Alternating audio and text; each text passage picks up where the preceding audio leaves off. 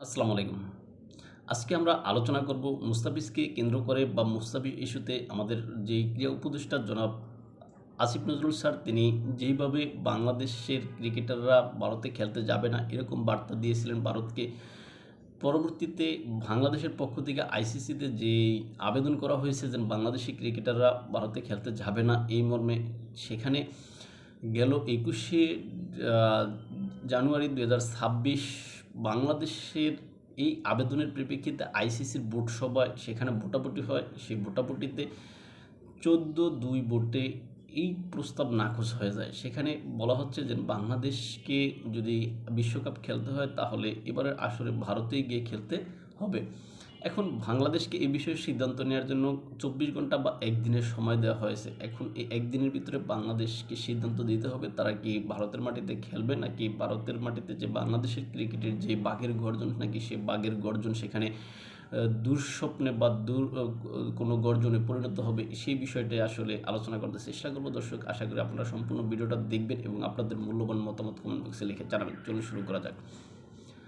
আপনারা জানেন মুস্তাফিজকে কেন্দ্র করে বাংলাদেশের যে ক্রিকেটের যে সিদ্ধান্ত, বড় ধরনের একটা ভুল সিদ্ধান্ত বাংলাদেশ নিয়েছে, যেটা আমরা বর্তমানে বুঝতে পারি। যেই বিষয়টা আমরা যদি প্রথম আলোর যে হেডলাইনের খবর, হেডলাইনের দিকে তাকাই, সেখানে দেখা যাবে যে বাংলাদেশের ক্রিকেট নিয়ে আমাদের বোর্ড সভা বা বাংলাদেশ ক্রিকেটের বোর্ড সভা তারা কিন্তু সেখানে যে শোকাহত বা শোকাবহপূর্ণ একটা আবহাওয়ার ভিতরে বসে আছে। কেননা আপনারা জানেন ভারতের মাটিতে বাংলাদেশের ক্রিকেটের বাঘের গর্জন সেটা কিন্তু অনেক পুরনো। সুতরাং সেখানে এই যে মুস্তাফিজ ইস্যুকে কেন্দ্র করে ভারতের মাটিতে বাংলাদেশ ক্রিকেট খেলতে যাবে না, এই বিষয়টা নিয়ে আসলে পানি অনেক দূর গড়িয়েছে। বাংলাদেশ যেখানে আইসিসির বরাবর আবেদন করেছিল যে চলতি যেই বিশ্বকাপ বা সামনের মৌসুমে যে বিশ্বকাপ ভারতের মাটিতে হওয়ার সম্ভাবনা হবে, সেই বিশ্বকাপে বাংলাদেশ যাতে ভারতের মাটি ব্যবহার না করে বা ভারতের মাটিতে না খেলে অন্য কোনো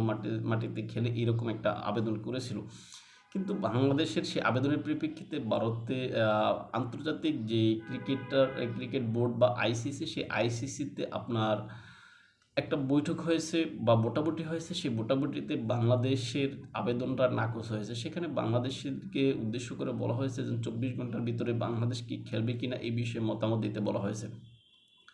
এখন বাংলাদেশ ক্রিকেট বোর্ডের সভাপতি যারা আছেন বা বাংলাদেশের ক্রিকেট বোর্ডের পরিচালক মণ্ডলী যারা আছেন, সকলে মিলে বসে আছেন, তারা সিদ্ধান্ত নেবেন। হয়তো তারা আজকের ভিতরেই কোনো সিদ্ধান্ত দিবেন। দর্শক, এখানে যদি বাংলাদেশ ক্রিকেট বোর্ড যদি এরকম কোনো সিদ্ধান্ত দেয় যে বাংলাদেশ ক্রিকেট বোর্ড ভারতের মাটিতে খেলতে তাদের প্লেয়ারদেরকে পাঠাবে না, সেই ক্ষেত্রে এখানে কিন্তু অনেক সুদূর প্রসারী একটা সমস্যা বাংলাদেশের জন্য হবে। এখানে বাংলাদেশের যেই আপনার না খেললে বাংলাদেশ যদি আইসিসির এই ইভেন্টে না খেলে ভারতের মাটিতে, সেই ক্ষেত্রে আইসিসির দেয়া যে সমস্ত আর্থিক সহায়তাগুলো আছে, ওই সমস্ত আর্থিক সহায়তাগুলো হয়তো বা বন্ধ করে দেবে। সেই ক্ষেত্রে আর্থিক সহায়তার ভিতরে রয়েছে 26 আপনার 2024 থেকে 27 যে চক্র রয়েছে, এই চক্রতে আইসিসি বাংলাদেশকে 26 থেকে 74 বিলিয়ন ডলারের বরাদ্দ, এই বরাদ্দটা হয়তো বন্ধ করে দেবে। তারপর হচ্ছে আপনার আরও বিষয় আছে যেগুলো হচ্ছে 2027-28 বিশ্বকাপে অংশগ্রহণের জন্য বাংলাদেশ যে সরাসরি বিশ্বকাপে অংশগ্রহণ করতে পারে, সেই অংশগ্রহণ করাটা হয়তো বাদ যাবে। কেননা র্যাঙ্কিং 10-এর কারণে বিশ্বকাপে অন্যান্য দলের সাথে কোয়ালিফাই করে পরবর্তীতে বিশ্বকাপে অংশগ্রহণ করতে হবে। আবার ক্রিকেট বোর্ডের যে আরেকটা ধারা রয়েছে, যেমন 2-4 ডি ধারা অনুযায়ী, যেমন সরকারি হস্তক্ষেপের কারণে যদি কোনো দেশের ক্রিকেটের যদি আপনার সেখানে সরকারি হস্তক্ষেপ যদি প্রমাণিত হয়, সেক্ষেত্রে শাস্তির বিধান রয়েছে আর কি। অনির্দিষ্টকালের জন্য ক্রিকেট বন্ধ করে দিতে পারে বাংলাদেশের জন্য, এরকম একটা বিধান রয়েছে আর কি। তারপর আরও বিষয় অনেক রয়েছে। তার ভিতরে একটা হচ্ছে যে বড় বড় দলগুলো বাংলাদেশে খেলতে আসতে নাও দিতে পারে। যেমন বড় দলের ভিতরে রয়েছে ভারত, তারপর হচ্ছে আপনার অস্ট্রেলিয়া, তারপর ইংল্যান্ড। এই সমস্ত দলগুলো হয়তো কোনো যে কারণ দেখাবে যে লজিস্টিক সাপোর্ট পাওয়া যাচ্ছে না বা নিরাপত্তা কারণ দেখিয়ে তারা বাংলাদেশে হয়তো নাও আসতে পারে, এরকম কারণ দেখাতে পারে। তারপর বাংলাদেশের যেই ক্রিকেট অবকাঠামো আছে এই অবকাঠামোর উপরে আইসোলেশন দিতে পারে। এখন যদি সেটা হয় তাহলে বাংলাদেশি ক্রিকেটাররা আন্তর্জাতিকের খেলার মতো এত বড় ইভেন্ট বাদ দিয়ে এই যে মুস্তাফিজকে ইস্যু করে, যে মুস্তাফিজ ভারতের আইপিএলও খেলতে পারলো না বা পারবে না এখন, বা এই বিশ্বকাপের মতো এত বড় ইভেন্ট সেটাও যদি হাতছাড়া হয়ে যায় তাহলে বাংলাদেশের যে ক্রিকেট সেই ক্রিকেটে আসলে হতবাগার মতো হবে ক্রিকেটাররা। সেখানে তারা এই যে আন্তর্জাতিক নিষেধাজ্ঞার মুখেও পড়তে পারেন।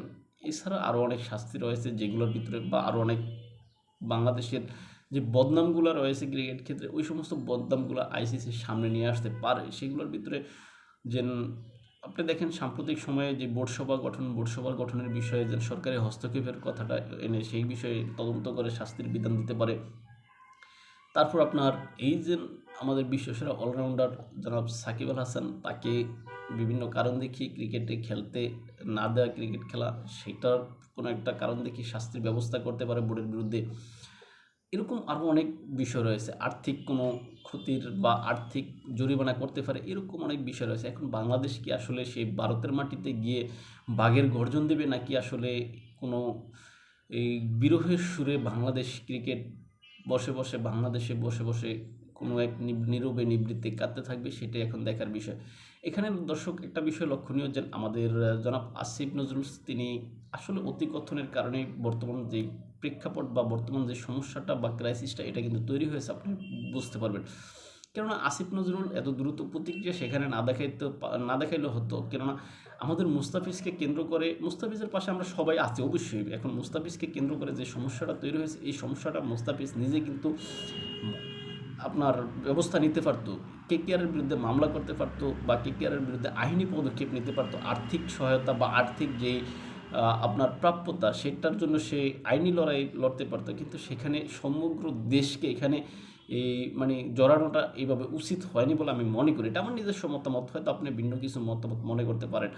এখন আমাদের আসিফ নজরুল তিনি হিরো সাজতে গিয়ে সস্তা জনপ্রিয়তার জন্য তিনি যে পোস্ট দিয়ে এবং সেই পোস্টের ভিতরে তিনি সীমাবদ্ধ না থেকে তিনি সরাসরি আইনি পদক্ষেপের জন্য বা তিনি সরাসরি আইসিসিতে গিয়ে অভিযোগ দায়ের করে এখন তিনি ছেড়ে দেমা কেঁদেবাসী অবস্থার ভিতরে আসেন বলে আমার মনে হয়। এখন আমাদের আসিফ নজরুল স্যার তিনি প্রায় সময় সস্তা জনপ্রিয়তার জন্য অনেক কথা বলেন, এটা আমরা জানি। আমরা যদি রাজনৈতিকভাবে দেখি তার কথাগুলো, আপনি দেখবেন যে ২৬ লক্ষ ভারতীয় বাংলাদেশে চাকরি করে এরকম এক বক্তব্য দিয়ে তিনি কিন্তু এই সমস্ত আলোচনায় আসছেন। এখন বাংলাদেশের যে ভারত বিরোধিতা রয়েছে এটাকে তিনি আরও উস্কে দেওয়ার জন্য, আরও এটাকে একটু মডিফাই করার জন্য তিনি এই যে ক্রিকেটটাকে বর্তমানে ধ্বংসের দিকে নিয়ে যাচ্ছেন বলে আমি মনে করি। এখন যদি তিনি আসেন মানে উভয়ের সংকটে, যে উভয় সংকটের বিষয়টা হচ্ছে এরকম যে তিনি এখন যদি বাংলাদেশের ক্রিকেটারদেরকে যদি ভারতে খেলতে না দেন তাহলে এই যে বাংলাদেশের ক্রিকেটাররাই কি তাকে কিন্তু এখন দোষী মনে করবে বা তার পাশে থাকবে না আসিফ নজরুলের পাশে।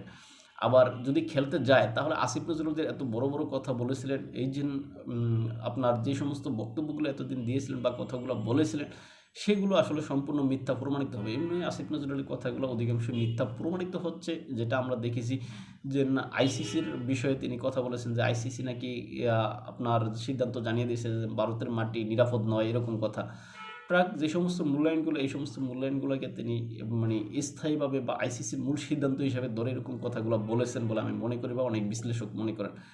এখন এই যে জনাব আসিফ নজরুল তিনি একজন ব্যক্তির কারণে ক্রিকেটটা বর্তমানে এই যে বিশ্বকাপের মতো ইভেন্টের থেকে বাদ যাক, এটা আসলে কোনো বাংলাদেশিও চায় না। এখন যদি এই যে ২৪ ঘন্টা বা একদিনের ভিতরে বাংলাদেশ যদি সিদ্ধান্ত দিতে পারে তাহলে হয়তোবা বাংলাদেশ হয়তো ক্রিকেট খেলতে যাওয়ার বিষয়ে কোনো সিদ্ধান্ত দিতে পারেন, আবার হয়তোবা নাও দিতে পারেন। এখন যদি এই যে একদিনের ভিতরে সিদ্ধান্ত হয় যে ভারতের মাটিতে বাংলাদেশ খেলবে তাহলে হয়তোবা আমরা সামনের বিশ্বকাপে যে ভারতের মাটিতে বাঘের গর্জন দেখতে পাবো। এখন যদি সেটা না হয় তাহলে বাঘ ঝিমিয়ে থাকবে, সেই ঝিমিয়ে পড়া বাঘ চিড়িয়াখানার যে আটকানো যে বাঘের মতো সেখানে যে ঘুমিয়ে থাকবে, সেই ঘুমিয়ে থাকা বাঘকে আশেপাশের দর্শকরা এসে দেখে যাবে, খোঁচা মারবে, এটাই হবে। তাই ভালো থাকবেন সবাই, দেখাবো অন্য কোনো ভিডিওতে অন্য কোনো বিষয়ে। আমাদেরকে যদি আপনারা ফলো করতেন ইউটিউব এবং ফেসবুকে স্বপ্ন চ্যানেলের কথা না, ইনস্টাগ্রাম টিকটকে এনআইতো চ্যানেল দেখতে পারেন। আল্লাহ হাফেজ।